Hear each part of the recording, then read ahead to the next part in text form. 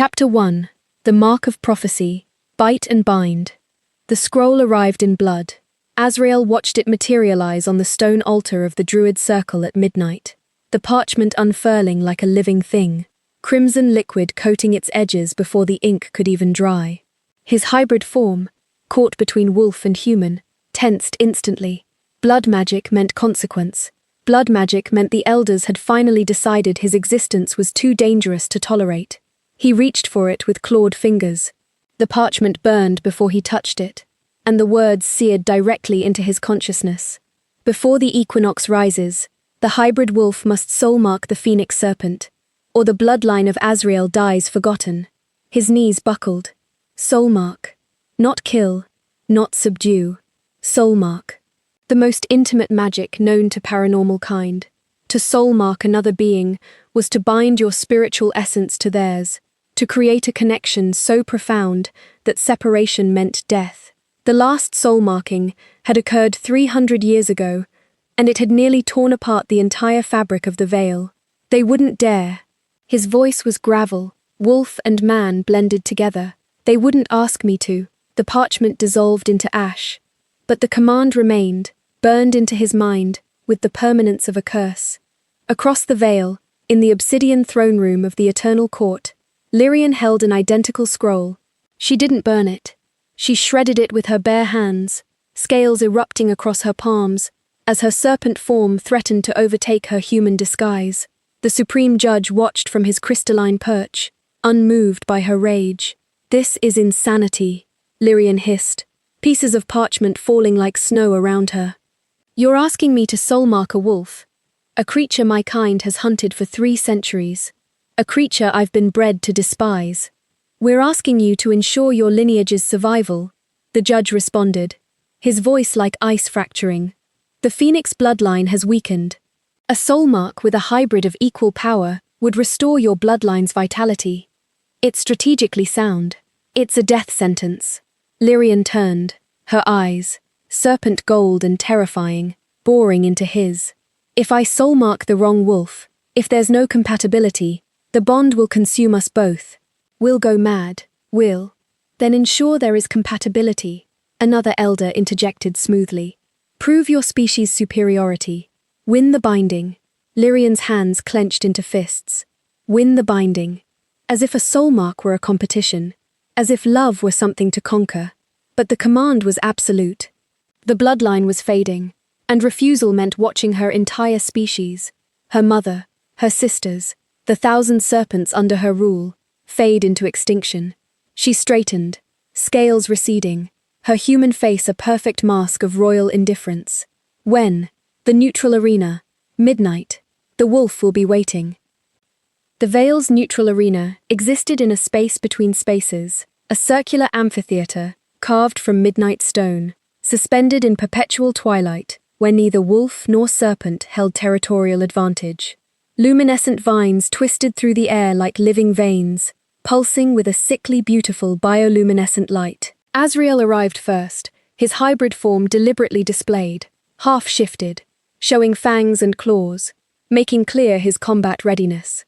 His silver eyes scanned the arena's edges, searching for invisible observers from the Druid Council.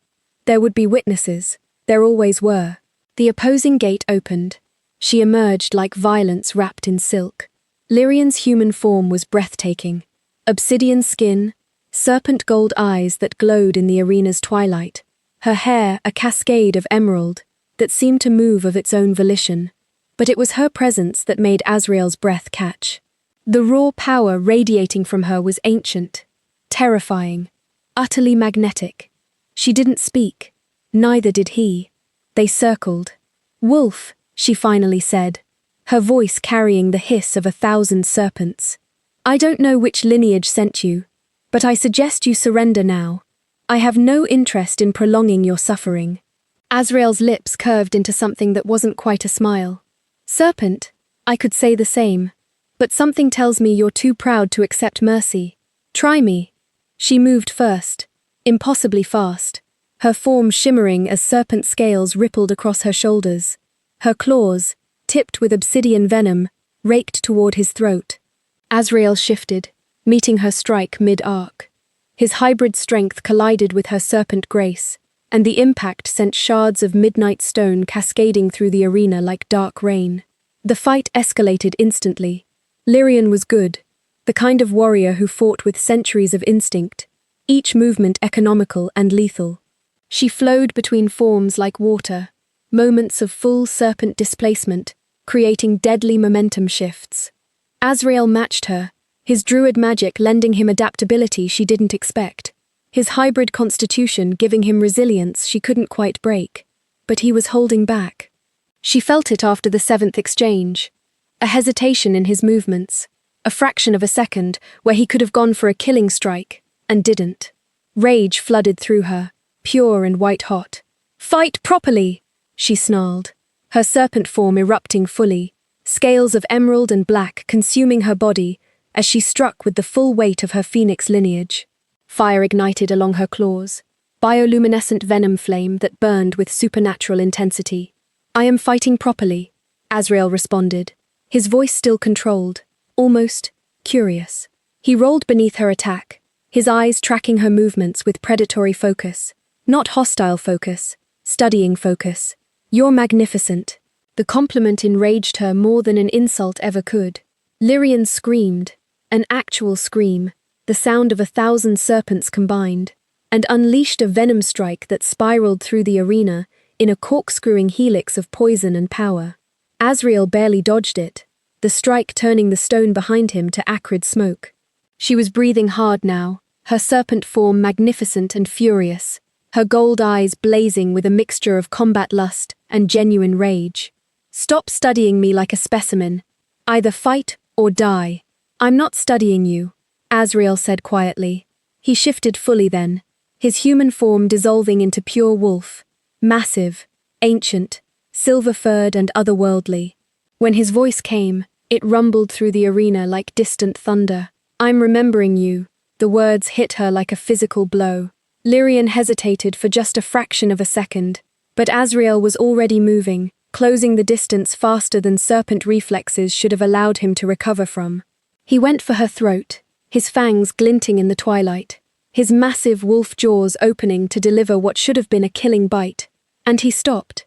His fangs grazed her throat, barely touching, just a whisper of contact, just enough for his venom to kiss her skin.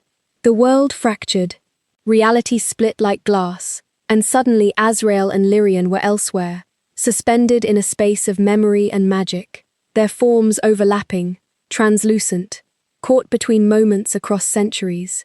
They were themselves and not themselves, simultaneously. They were ancient, entangled. His wolf form and her serpent form, moving in perfect synchronization through a moonlit forest, hunting together, moving as one predatory unit. She laughed. Actual laughter, and the sound was like music and magic combined. Then, human forms. His hands tangled in her hair, her serpent scales glittering across his shoulders as she pulled him closer. A kiss that felt like the center of the world, like the only real thing in an unreal reality. Then, fighting, both in full combat form, locked in a struggle that wasn't about dominance but about something deeper, about souls trying to occupy the same space. He was winning, she was losing, and neither of them cared because being defeated by him felt like being found. Then, separation, a force, ancient and terrible, tearing them apart. Azrael screaming her name but unable to move toward her, Lyrian reaching for him as she was pulled in the opposite direction, their connection shattering like the glass that memory space was made from. And then, forgetting. Both of them, consciousness scattered, identity fractured, reborn into different lives, where this connection had never existed, except as nightmares neither could explain. They screamed their way out of it simultaneously. The vision space shattered. They crashed back into the arena, separated by 10 feet of midnight stone, both collapsing to their knees, both gasping for air like they'd been drowning. Azrael was the first to lift his head. His silver eyes found hers across the arena, Lyrian's serpent form trembling, her gold eyes wide with a horror that matched his own. Recognition flooded between them like an electric current. "You're the wolf from my nightmares," Lyrian whispered, her voice raw, her serpent form flickering between human and scaled as she struggled to process what had just happened. Azrael rose to his feet slowly, blood dripping from his jaws where her venom had bitten him. His voice, when it came, was steady but loaded with a weight that seemed to crush the air around them. "And you're the serpent I was ordered to destroy." The arena fell silent, that terrible, pregnant silence that precedes catastrophe. Then the gates ignited. Eternal court guards materialized at every entrance to the arena, dozens of them, their crystalline armor reflecting the bioluminescent light, their weapons glowing with the cold fire of stolen souls. The supreme judge descended from his floating perch, his presence making the very air taste of ice and ending. "Azrael of the druid hybrid bloodline," the judge intoned, his voice carrying an authority that predated civilization. "Lyrian of the Phoenix Serpent dynasty, you were sent to soulmark each other, to bind your species in unity, to prevent extinction." The guards advanced, weapons raised. "But something unexpected has occurred," the judge continued, and for the first time, a note of something like fear crossed his ancient features. "You have already begun the binding ritual.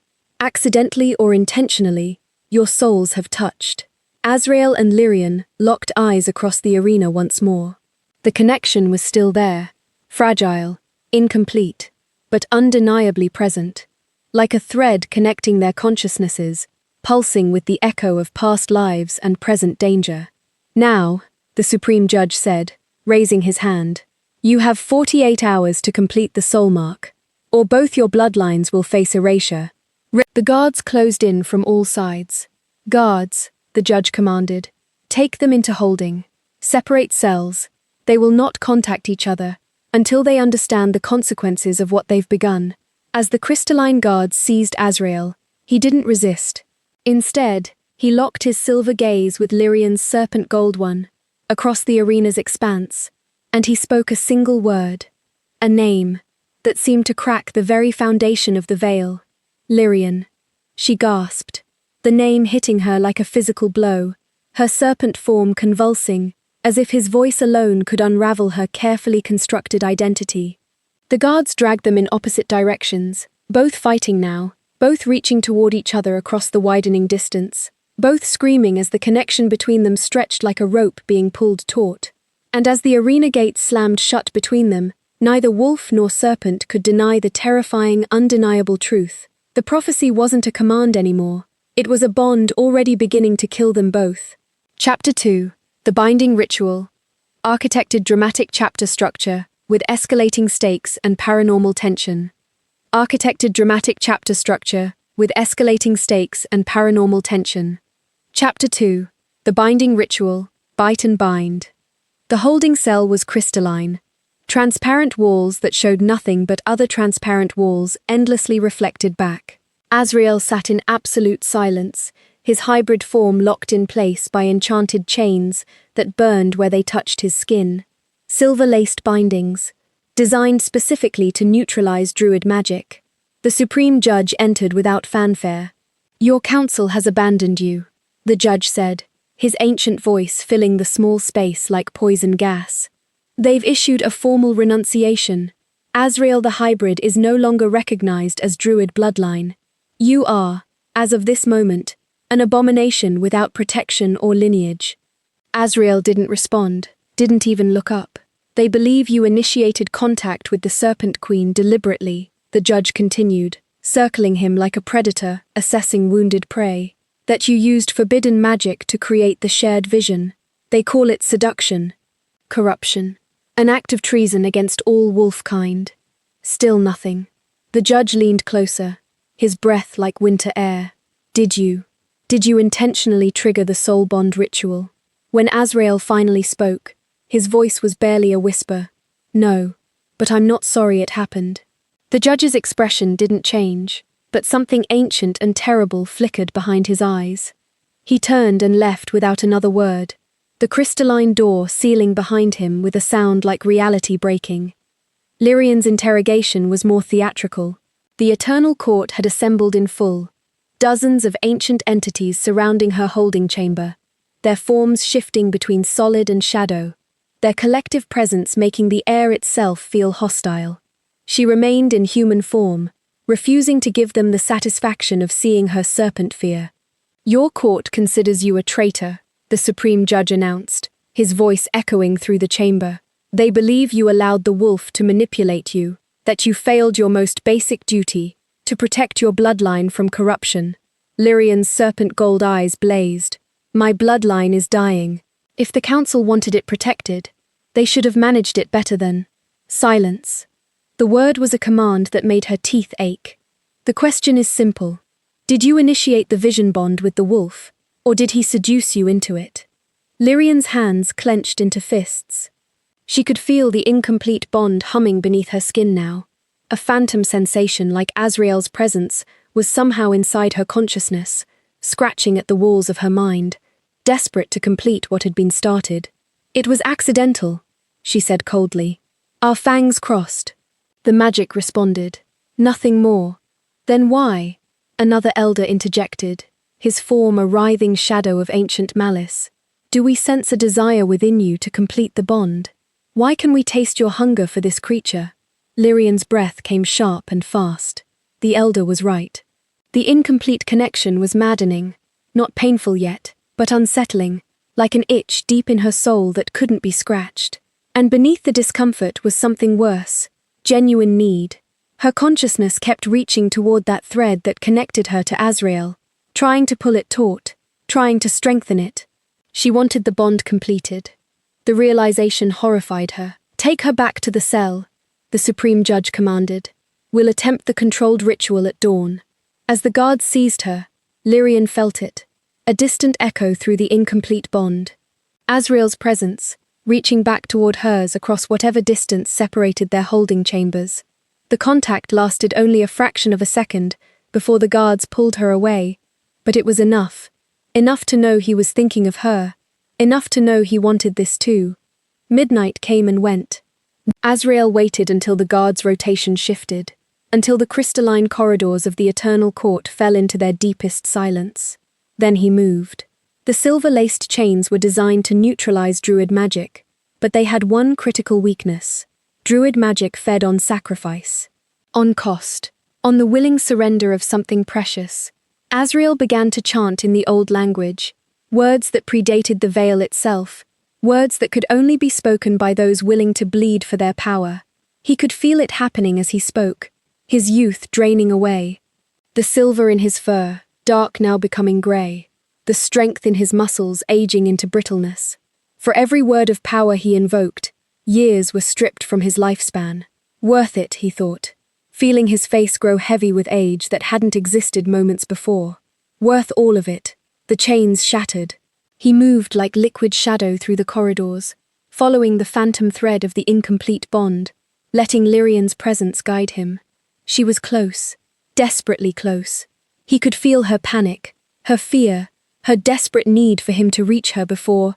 The guards emerged from a side passage. Azrael didn't hesitate.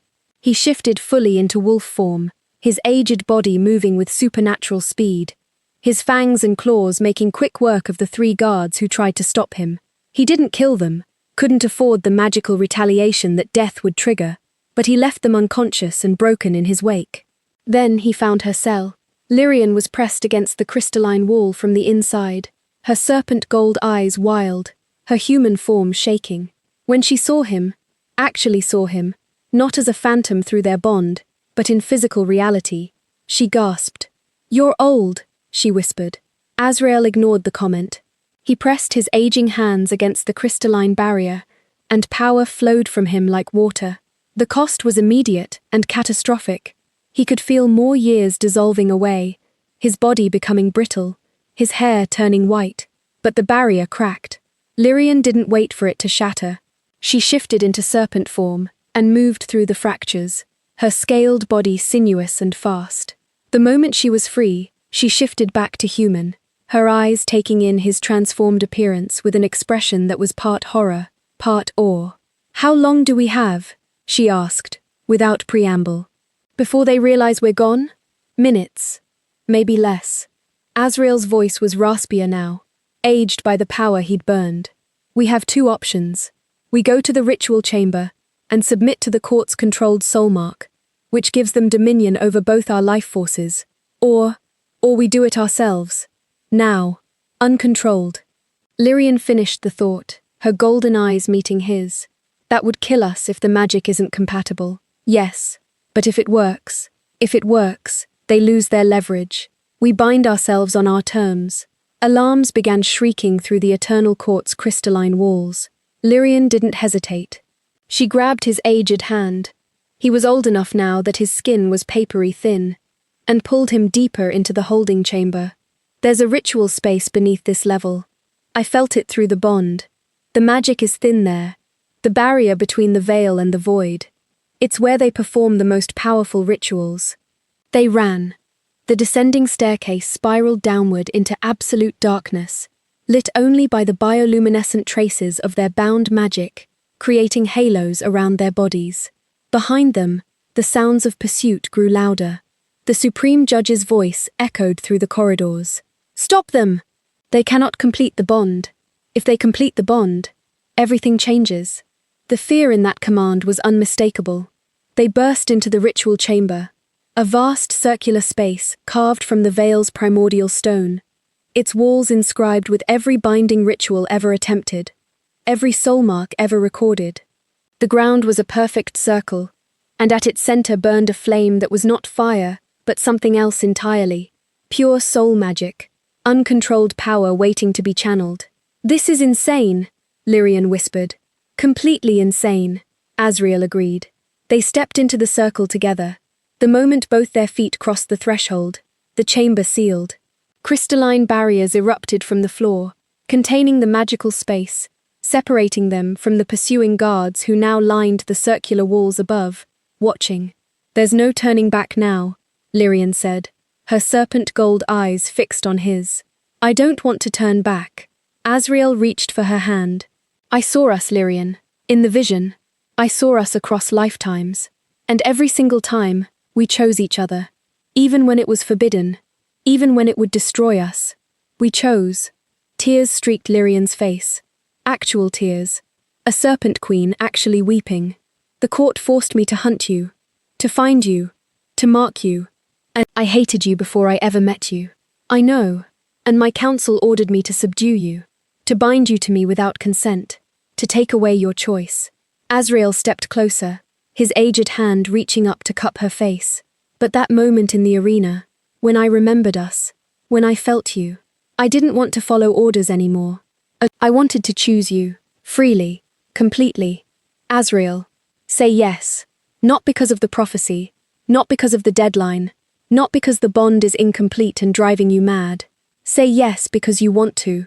Because somewhere across these lifetimes, in this moment, you choose me too. Lyrian's answer was wordless. She pulled him toward her, her serpent form erupting across her skin as his wolf form emerged simultaneously. They collided in the center of the circle, their bodies shifting, scales and fur merging, two forms trying to occupy the same space, and the ritual ignited. The soul flame erupted from the circle's center, engulfing them both in fire that burned with the color of ancient memory and desperate desire. Their forms began to merge, not violently, but inevitably, like water returning to water, like returning home. Lyrian's consciousness expanded, suddenly flooded with Azrael's thoughts, his feelings, his centuries of loneliness. His memories of their past lives became her memories. She experienced their first kiss across 300 years, felt his terror when they were separated, knew his desperation to find her again. We're losing ourselves, she gasped through the connection, her panic rising. Then we'll be lost together. Azrael's response came, calm and certain. We'll become something new, something neither of us was before, but we'll become it together. Their souls were merging into a dual consciousness hybrid. They could feel it happening. Boundaries dissolving, identities blending. They would no longer be separate. They would be unified. One entity with two perspectives, two hearts, two souls, existing in perfect symbiosis. The ritual chamber exploded. The Supreme Judge raised his hand, and the soul flame was forcibly severed. The separation was agony, like being torn in half while still alive. like having your heart ripped from your chest while you screamed. Azrael and Lyrian were thrown apart, their half-merged forms crashing to opposite sides of the chamber. Both of them screamed. It wasn't a sound of pain, though pain was absolutely there. It was a sound of incompleteness, of desperate need, of a soul crying out for its other half. The incomplete bond was worse than death. It was a constant ache, a phantom limb that couldn't be amputated, an endless reaching toward someone who was being kept just beyond their grasp. Azrael collapsed to his knees, his aged body shaking violently, his consciousness fragmenting as the incomplete soul connection tried desperately to pull toward Lyrian's presence across the chamber. The Supreme Judge descended into the ritual space, his crystalline form immaculate and unmoved by their suffering. "You have 48 hours, he intoned, his voice carrying the weight of a death sentence. The incomplete soul mark creates a bond sickness. Your life forces will consume each other as the bond seeks completion. In 48 hours, if the mark is not finished, you will both die. Slowly, agonizingly, your consciousness fragmenting as your souls eat themselves, trying to reach each other." Azrael and Lyrian locked eyes across the chamber, both gasping, both terrified, both understanding with absolute clarity. They could no longer survive apart. They had to complete the bond, and the Supreme Judge stood between them, and that completion, with all the ancient power of the Eternal Court at his command.